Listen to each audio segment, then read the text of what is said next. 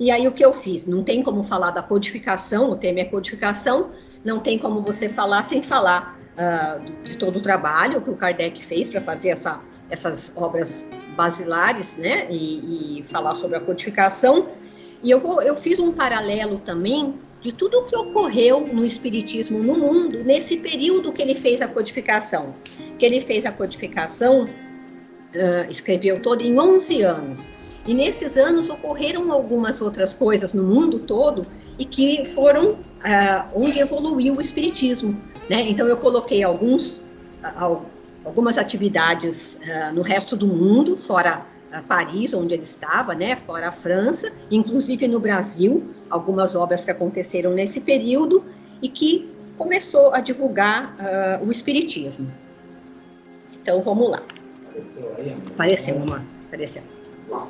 Você me dá o papel de mudar, tá? Tá bom. Pode mudar. Diz a Vanderlei que sou eu que estou comandando, tá? Ele que está comandando, bem. Ele conseguiu agora, Marcelo. Obrigada. Deixa que eu já estou aqui. Tá. Vou te falar para ele. Tá.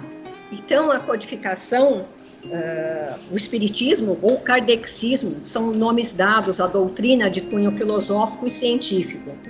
A corrente acredita na constante evolução espiritual do ser humano através das reencarnações. O kardexismo surgiu na França em meados do século XIX e a crença teve origem a partir dos estudos e observações feitas pelo pedagogo e educador francês Hippolyte Léon Denisard Rivail, mais conhecido pelo pseudônimo de Allan Kardec. Por que ele fez isso?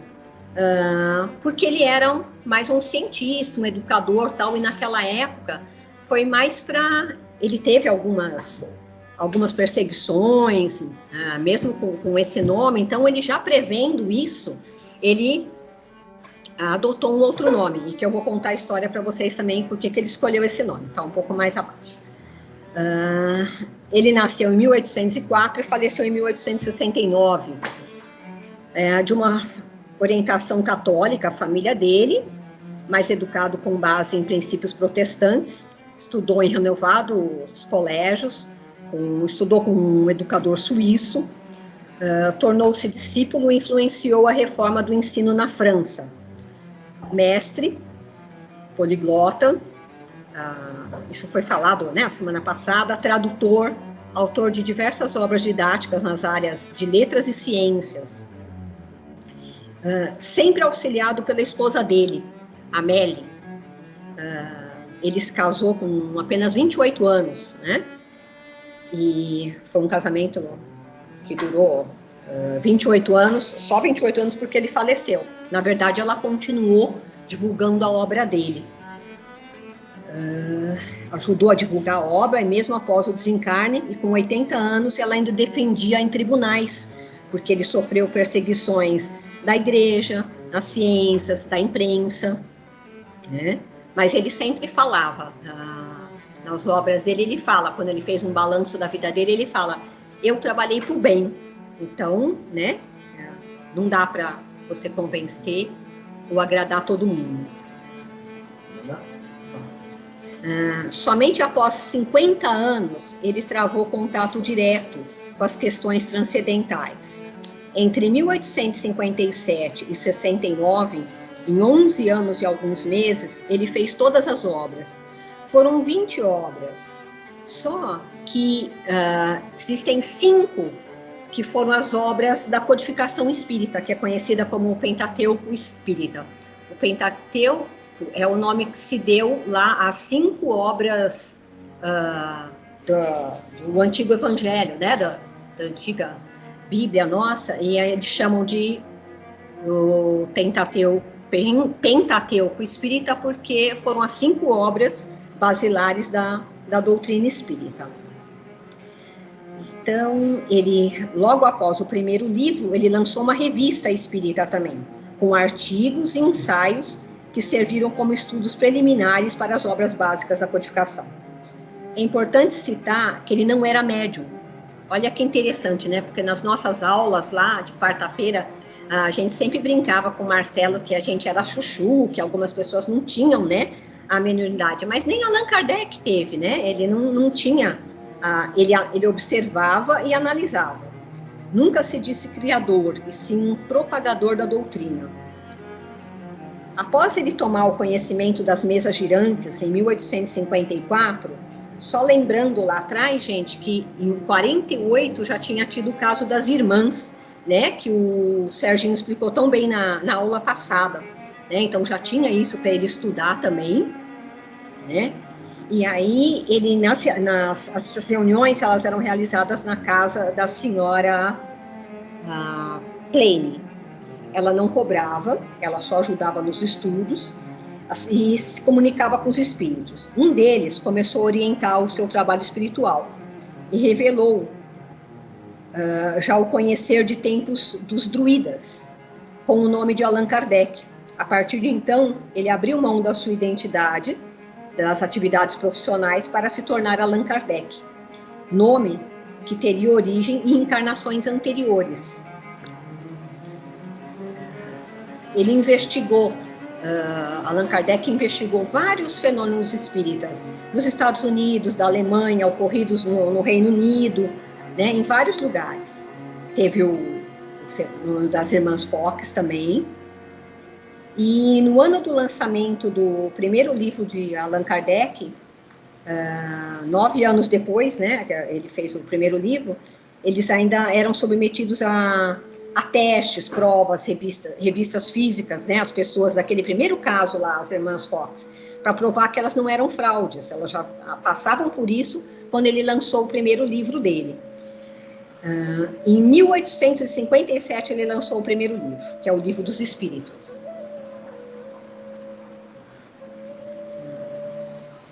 E em 1858, isso eu não sabia, achei muito interessante, ele fundou a Sociedade Parisiense de Estudos Espíritas, o SPI, né? O mesmo nome da nossa casa.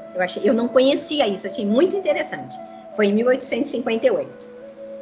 E em paralelo, gente, o que estava acontecendo nesse tempo que ele estava fazendo esses livros?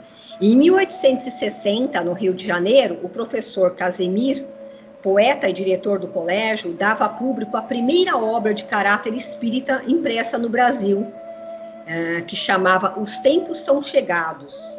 E Allan Kardec fez a primeira viagem de divulgação do espiritismo. Então a gente estava vendo todo um movimento aí, não só por Allan Kardec em Paris, né, mas em vários lugares. Em 63, nos Estados Unidos, são realizadas sessões mediúnicas na Casa Branca. Olha que interessante isso, eu nunca podia imaginar, né? Com o presidente Abraham Lincoln.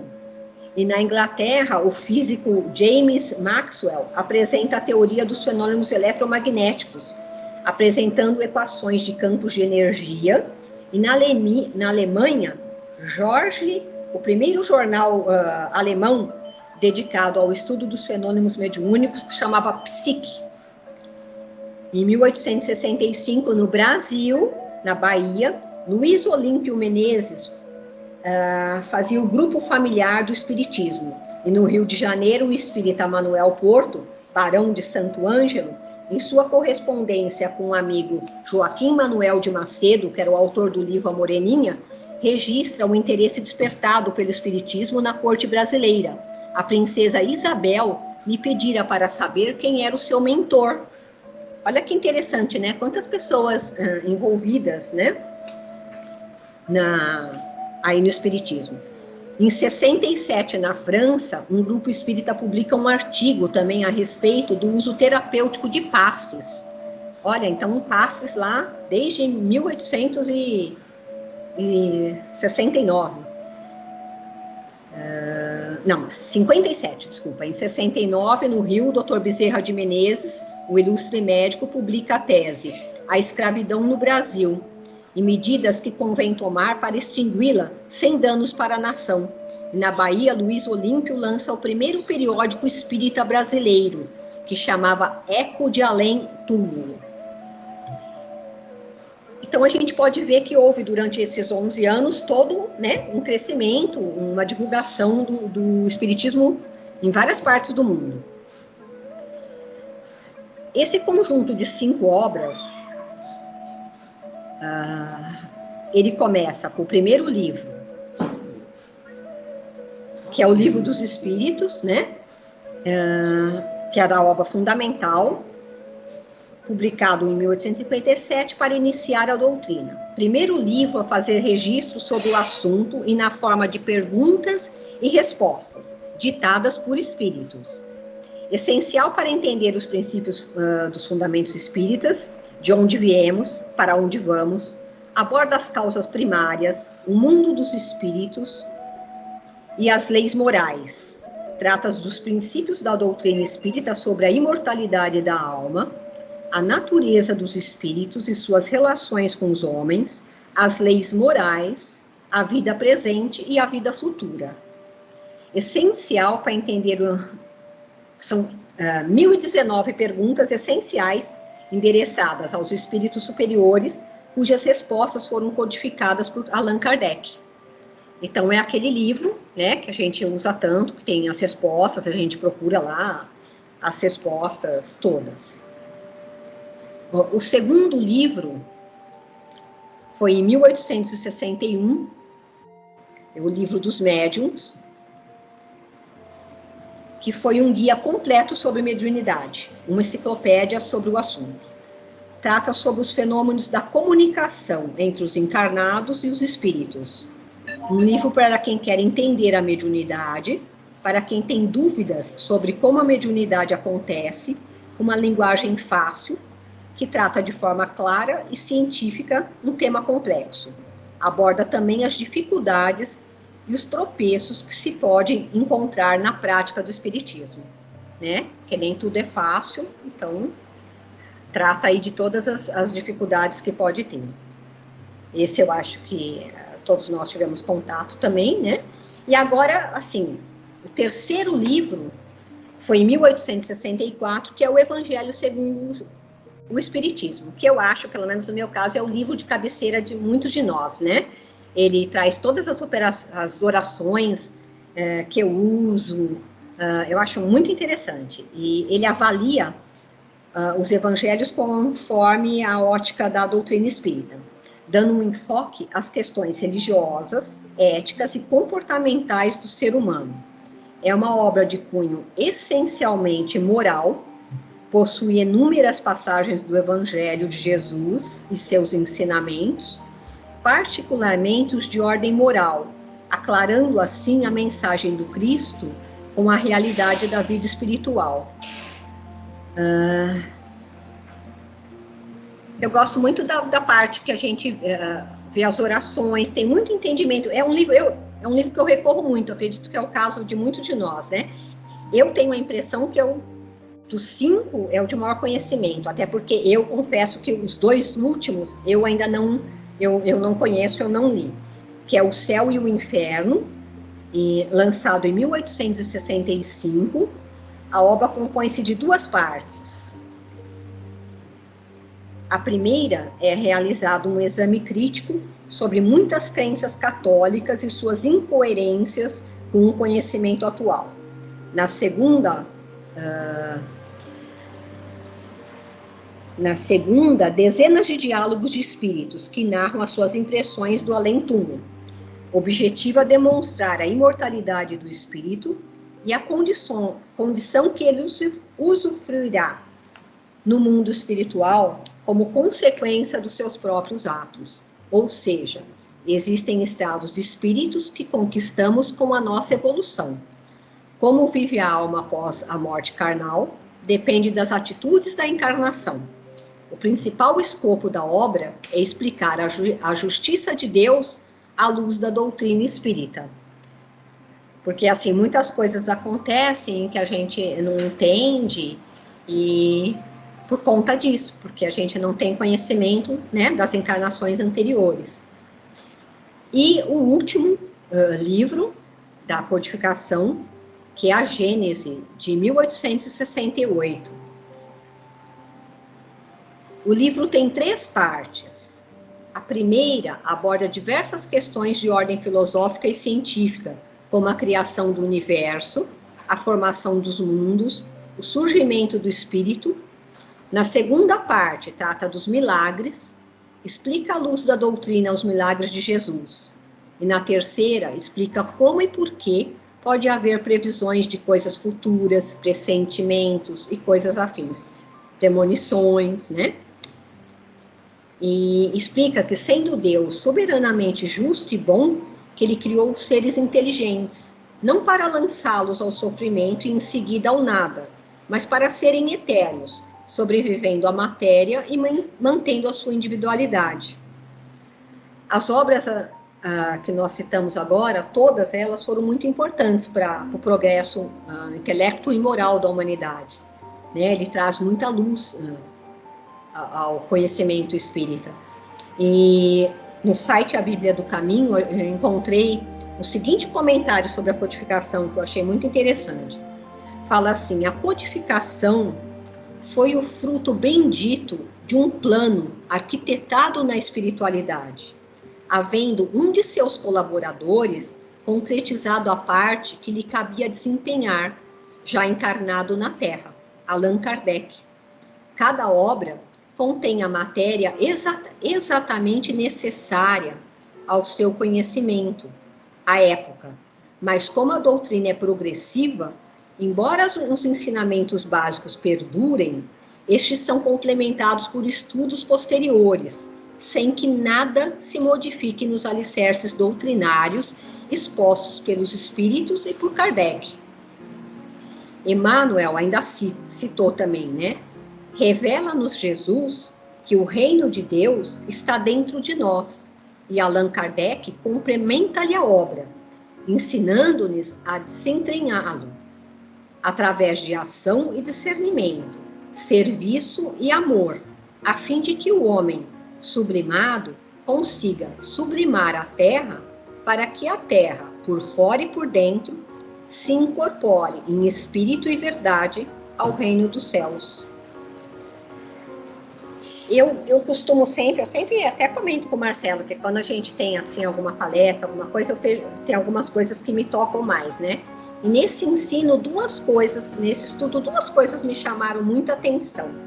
Uma é uma coisa que a gente tinha em nossas aulas, né, Marcelo, que é sobre não nos prender nas crenças limitantes. Gente, Allan Kardec começou a obra dele com 50 anos. Né? Então a gente não pode ter preguiça. Eu que já passei dos 50, né? A gente não pode ficar assim, nessa idade eu não vou mais fazer isso, né? É sempre tempo de estudar, de aprender, de começar, né? Olha a importância dessa obra. E foi depois dos 50 anos, né? Outra coisa que eu não pude deixar de lembrar também é que, assim, eu fiz o seguinte paralelo. Eu fiquei muito impressionada com a obra de Paulo, e a importância que ela teve, né, para o cristianismo, para divulgar o cristianismo. Eu fiz um paralelo, eu fiquei pensando que eu acho que Allan Kardec foi para o espiritismo o que Paulo foi para o cristianismo, né, na divulgação, Eu achei muito interessante isso, eu fiquei pensando, eu falei, eu acho que ele foi, ele não era médio ostensivo, ele não era, né? E ele, de tanto estudar, sendo cético, ele virou crente, né? Da obra. Então, foi um estudo muito gostoso de fazer, eu gostei muito, espero que vocês tenham gostado, muito curtinho, mas eu achei muito, muito importante a codificação. Foi isso. Bom, Eu vou pedir, então acho que o Marcelo vai pedir, né, para a Manuela, que eu convidei para fazer o encerramento. Uhum. Não, agora desculpa, agora eu passo. Marcelo, conduz, estou fazendo coisa errada. Muito bom. Obrigado, Denise. É assim que tem que ser, né? Eu acho que curte e grosso, relembrar as coisas. Parabéns pela pesquisa. Foi gostoso. Bem legal. E a gente relembrar, né? Essas obras, o Pentateuco. Relembrar nada, tinha um monte de coisa que eu não sabia, nem o nome da gente eu sabia que era igual. Você não sabia? Eu não sabia. Nossa. Então fica aí para todo mundo a dica que a Sociedade Parisiense foi inspirada na Sociedade Paulista. Ou o contrário. Mas, enfim, muito legal, muito bom, e recapitular faz faz bem para a gente, né, rever tudo isso. E olhar, né, as obras que a gente não viu, né, ter um pouco mais de curiosidade, ver, agora essas obras têm vários comentários no YouTube, das pessoas comentando, então, às vezes é difícil mesmo, né, tanto o Céu e o Inferno quanto a Gênesis, é mais difícil encontrar cursos e tudo mais, então é bom que a gente dê uma pesquisada aí. Enfim, muito bom, agora vamos pedir para a Adriana, para que ela possa. A Ideli queria fazer algum comentário, Ideli? Não, não. Desculpa, eu vou tirar o som aqui um minuto. Não, a Ideli está levantando a mão. Ah, tá bom. Se quiser fazer algum comentário, Ideli.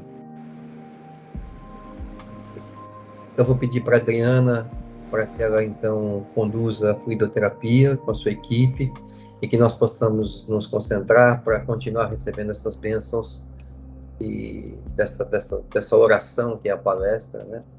Tudo isso agora é a continuidade desse momento tão importante para nós. Por favor, Adriana. Boa noite a todos. Então vamos começar a fluidoterapia.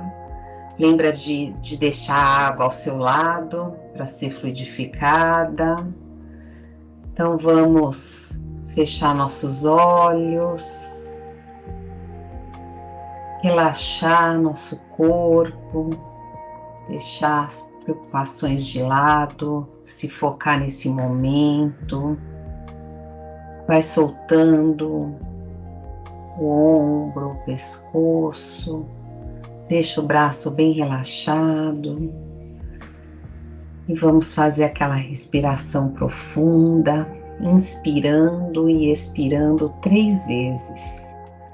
Então, a primeira vez, vamos inspirar profundamente, encher nosso peito de ar e expirar, soltando todo o ar. Outra vez, inspira, sente o ar enchendo o seu pulmão e expira, esvazia todo o seu corpo, todo o seu pulmão. A última vez, inspira e expira. Com isso, abrindo nosso coração, nossa mente, querendo realmente receber tudo que foi preparado para a gente aqui hoje e recebendo tudo com muito amor. Vamos elevar nosso pensamento, mentalizando Jesus aqui entre nós,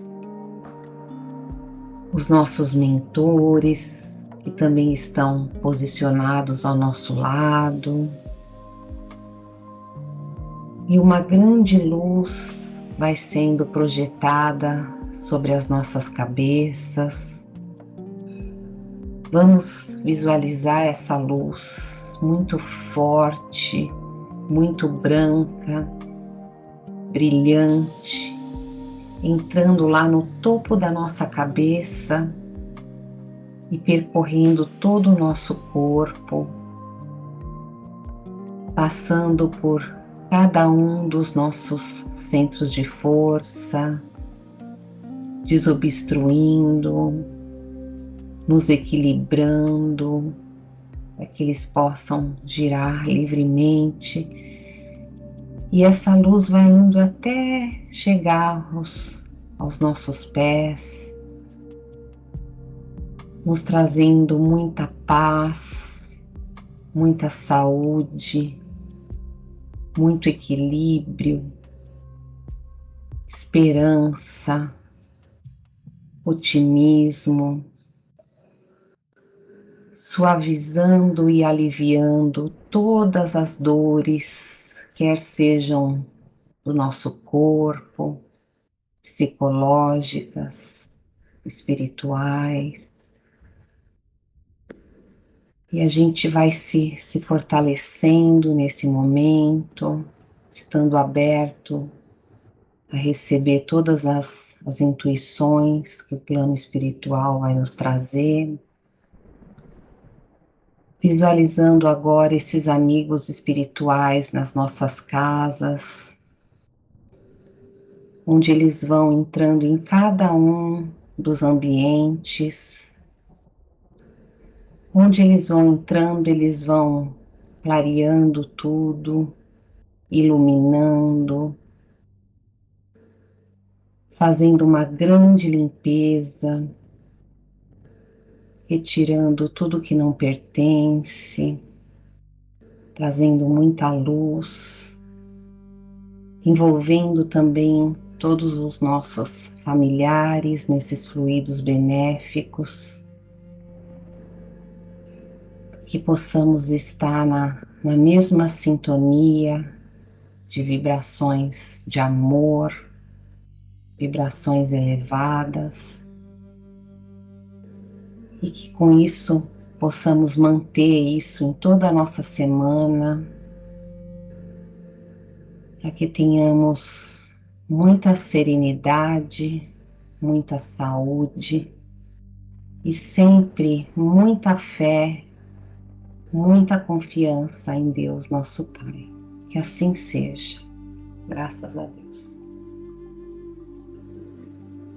Que assim seja. Graças a Deus, doutor. Muito, muito obrigado pela condução dessas vibrações tão maravilhosas, que a gente possa usufruir o máximo possível ao longo de toda a semana, levar essas bênçãos aos nossos familiares, a todos aqueles que sabemos que necessitam. Isso que estamos agora recebendo, que a gente possa compartilhar com quem amamos, com quem está próximo de nós, com quem ainda, de alguma forma, amaremos no futuro. Então, para encerrar essa nossa reunião tão gostosa, tão leve, tão cheia de cara de verão, tanta luz, vou pedir então para a Manuela fazer o encerramento. Por favor, Manuela. Boa noite a todos. Denise, obrigada pelo convite. Gratidão poder falar com vocês hoje. Obrigada. E o Marcelo, quando você terminou a palestra, ele falou: a oração é a palestra. E eu tinha até separado uma frase de Teresa d'Ávila, antes mesmo da oração, em que ela diz: a oração é um íntimo relacionamento de amizade, o entender-se a sós com aquele de quem temos certeza que nos ama. Então, achei tão lindo e quis compartilhar com vocês. E aí agora uma oração então com aquele que realmente nos ama. Pai Celeste, que no céu da minha alma se encontra, louvo o teu nome porque reconheço o teu amor e a tua misericórdia.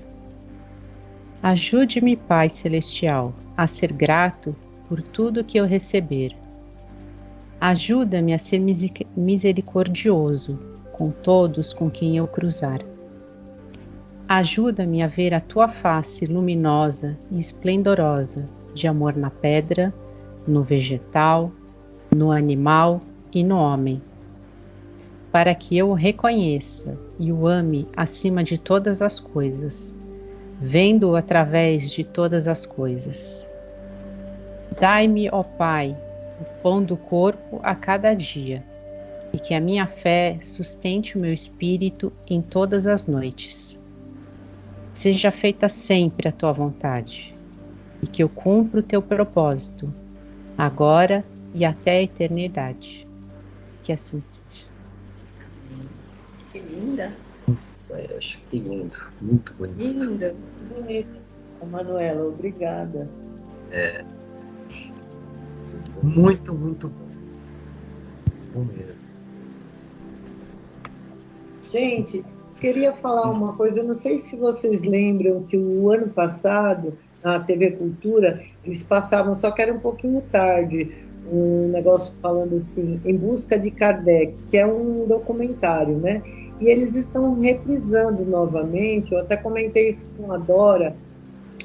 Toda quinta-feira, começa às 8 horas e às 8h30 já termina. Mas é bastante interessante. Então, essas coisas, duas coisas que você falou, chamou a atenção, Denise, na sua pesquisa.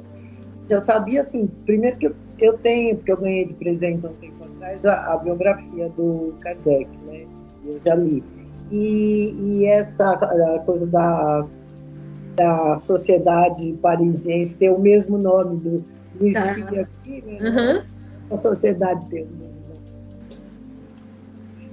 Mas eu soube, e nesse documentário ele fala sobre isso. É bem interessante, porque ele fala desde quando ele teve contato, porque ele estudou no colégio lá com Pestalozzi, né? E aí ele fala toda essa questão da figura mesmo do Muito obrigado. Eu comecei a ler uma biografia agora também. Oi? Perdão. Eu comecei a ler uma biografia agora também, que a Sônia me emprestou um livro de um jornalista. Acho que é o Souto Maior? Isso. É o mesmo, é a mesma que eu tenho. E ele aparece nesse documentário. Aliás, ele apareceu na quinta-feira passada. Legal. O autor aí. Muito bom.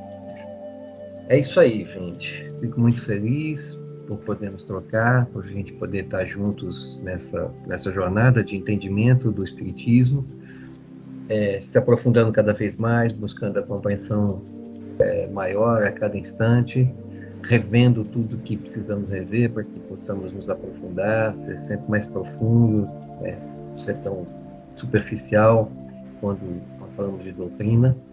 Fico muito feliz, né, por essa oportunidade de estarmos aqui, não só dando palestra, mas também estudando, que é fundamental, né, lendo.